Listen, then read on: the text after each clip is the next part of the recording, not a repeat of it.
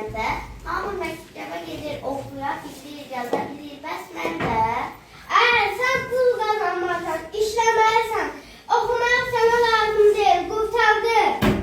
Ay kişi, sən nə edirsən? Meyvə satın, imkan verir meyvəni satında. Sən uşağının hüquqlarını pozursan, belə etməməlisən. Uşaq mənimdir, özüm bilərəm. İstəsəm döyərəm, istəsəm oxudaram. Gedin işinizin dalınca.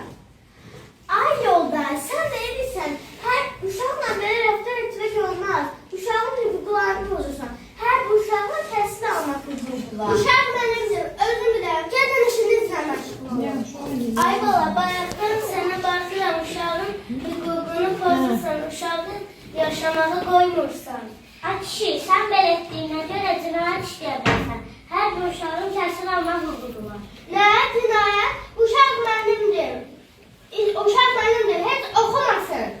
O da sənindir, nə mənim, o dövlətli uşaqdır. Yaxşı, mən öz fərzimi başa düşdüm. Bundan sonra uşağı döyməyəcəm, oxudacağım və təhsilimə ciddi yanaşacağım. Aferin.